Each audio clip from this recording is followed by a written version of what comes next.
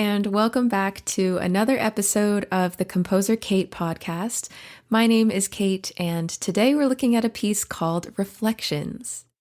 Reflections is for grade 2.5 concert band. It's about 4.5 minutes long. It was commissioned and premiered by the Minnesota Junior Winds Concert Band in April 2019. This is what it says in the About Us description on this organization's website. Minnesota Junior Winds provides an opportunity for talented young band musicians to regularly play and work in an ensemble with similarly motivated and enthusiastic peers. Essentially, it's like being in an honor band every week. Each year, students in Minnesota Junior Winds ensembles play music they might otherwise not play in their home schools and work with well-known musicians and conductors. Students have performed newly commissioned works, performed joint concerts with colleges and community ensembles, worked with instrument-specific coaches, and built friendships with young musicians from other schools. The fine student musicians are representative of the high-quality music programs throughout Minnesota. So when I worked with this organization, there were two bands, the Symphonic Wind Ensemble conducted by Charles Weiss and the concert band conducted by Geneva Fitzsimmons. The concert band is the ensemble that premiered Reflections. I saw on their website that this year they also have a third ensemble, the Preparatory Band, for students in their first few years of playing their instruments. So evidently this community is growing, and I think that's amazing. They also have a history of commissioning new music from living composers and participating in a lot of consortium projects. On their website, they have a running list of all the works they've commissioned, every consortium they've participated in, past concert programs, upcoming concert info, etc. So I'll leave a link to their page in the episode notes in case anyone wants to learn more. If you're a band director, this would also probably be a good resource for repertoire that might be suitable for your ensembles if you have bands playing around this level. And if you happen to be in Minnesota, definitely check this out and tell your students about it because maybe they could participate in one of these three bands. Okay, so let me tell you a bit about the context in which I wrote this piece. I've mentioned in previous episodes that in the fall of 2018, I went on this big composer tour where I visited schools and worked with bands. I attended concerts and performances of my music. I gave guest lectures, and I traveled throughout 2 states and 2 provinces.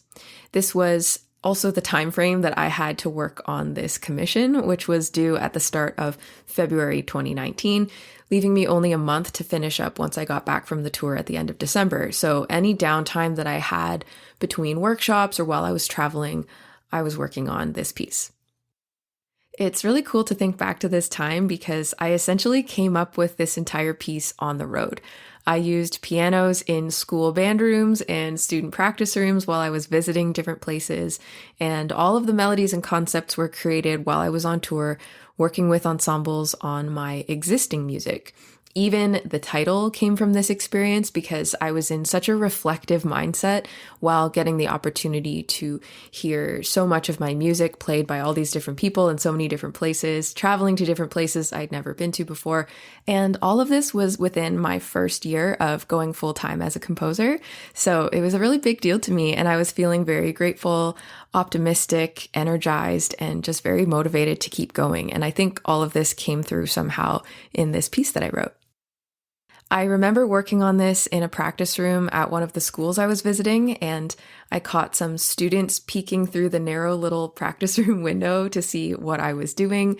So I opened the door and invited them in and told them what I was working on. I offered to play them some excerpts of what I had composed so far, and I even got their feedback on a few things. It was really fun to share some of this process with young musicians, and looking back, it was probably pretty cool for them to witness that. I know I would have loved that kind of experience when I was a student. One of the things the commissioner requested for this piece was to create a few moments that featured the trombone and tenor sax sections.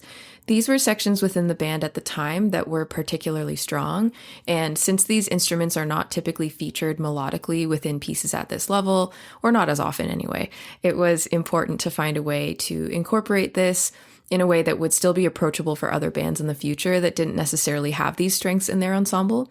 So throughout the piece, I assigned melodic material and moving notes and interesting things to the inner voices within the band, still providing lots of support from elsewhere and featuring other sections as well. But I really enjoyed working with this specific focus, and I'm happy with how it turned out. You can hear right from the beginning of the piece that the rising melody begins with the tenor sax, trombone, euphonium, and marimba.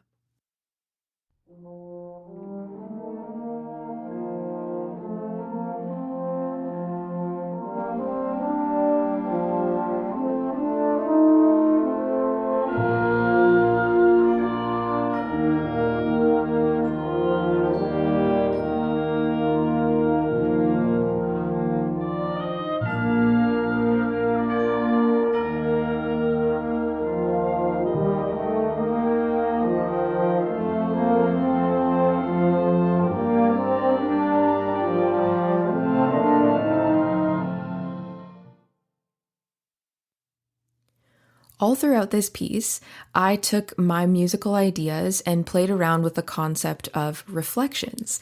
So this opening ascending line that we just heard, that's measure 1 to 4 and 11 to 14, it's in B flat major and in 3/4 time.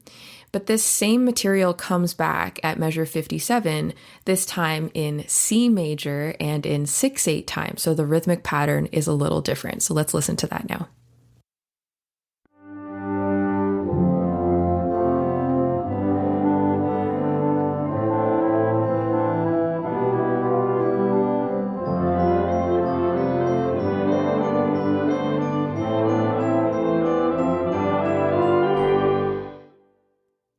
Another one of these musical reflections is the melody that happens at letter A, again starting in B flat major and in 3/4 time.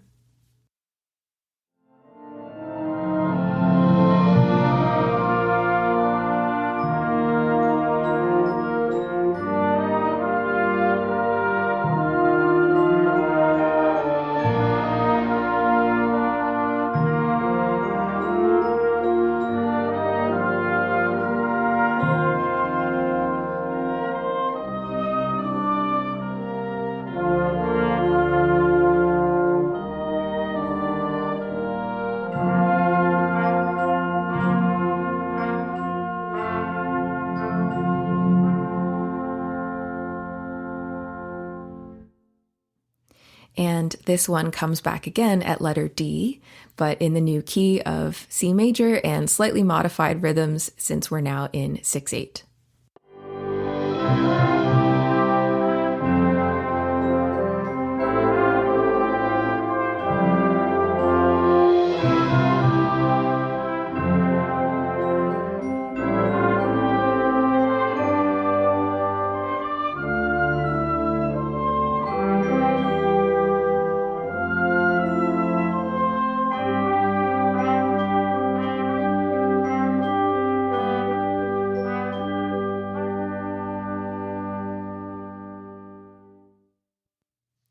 There is a nice little chorale section that uses fermatas and some colorful chords with the tiniest bit of tension.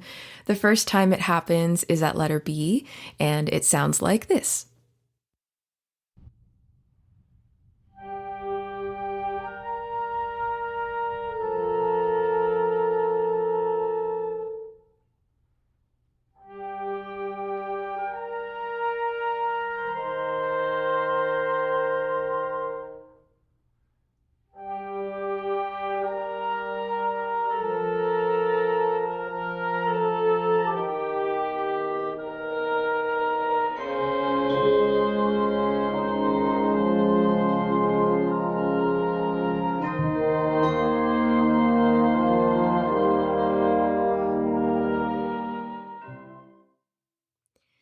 The second time it happens is right towards the end of the piece at letter F, and this second time it sounds like this.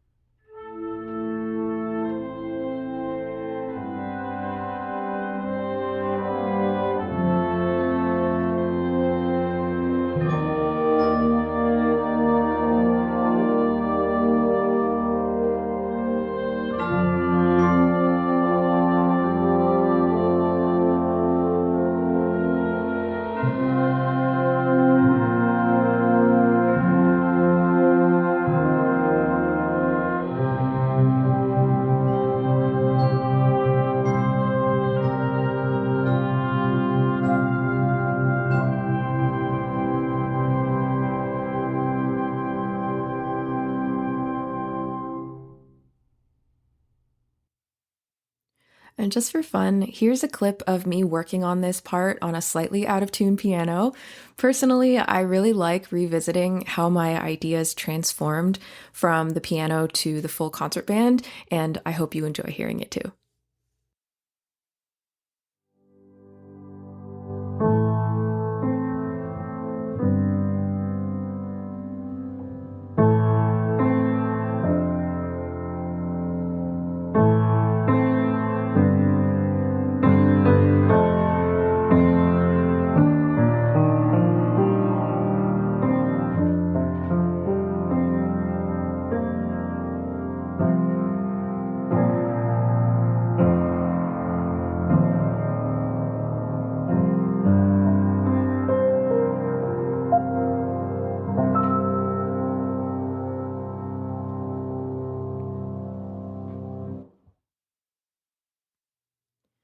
Flipping between two time signatures, 3/4 and 6/8, is a learning opportunity for musicians at this level who may not be as comfortable with these changes. It's a great chance to teach subdivision and how these time signatures actually contain the same number of beats, but the groupings and emphasis make them feel very different. The key change from the familiar, comfortable key signature of B flat major to what might be a new or less comfortable key C major is another challenge and learning opportunity within this piece. Learning to get comfortable in a different key, but with musical material that is similar to what has already happened earlier in this piece, was a method of introducing something new within a container that wasn't so scary. These are factors that make this piece a grade 2.5 as opposed to a 2. Just a few little added challenges throughout, but I think I set everything up in a way that is accessible and interesting and hopefully enjoyable to work on. Although these musical reflections are enough justification for the title, I also want to bring in the nature inspiration side of things, since that's always at the foundation of what I do. Since I was traveling while writing this piece, I was seeing a lot of really beautiful landscapes and surrounded by gorgeous views in the Pacific Northwest. I spent a lot of time near water, which was a really lovely aspect of this tour, and I definitely think this impacted the music that I created during that time.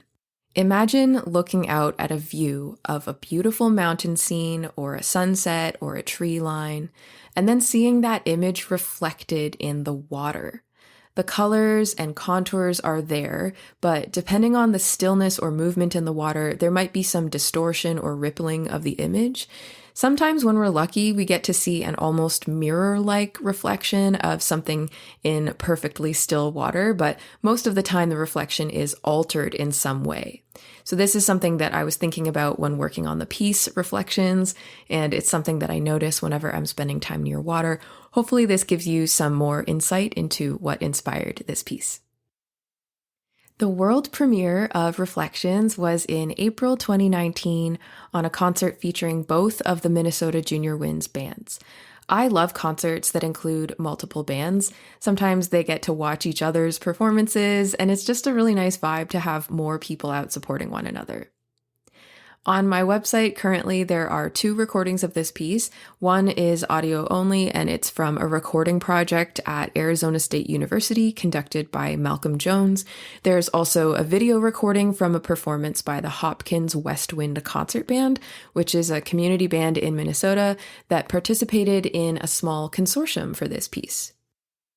This project was partially funded by a consortium of local Minnesota schools and community ensembles who all got a sort of mini commission experience with this piece.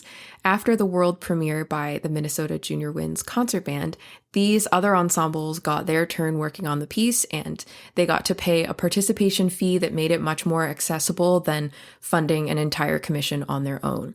I really love collaborative efforts like this to bring new music into the world. It involves more people, usually leads to more performances of the piece right away, and it just makes it more feasible financially for everyone involved. The list of consortium participants is on my website, which is linked in the show notes, and it's also printed within the score for every copy of this piece.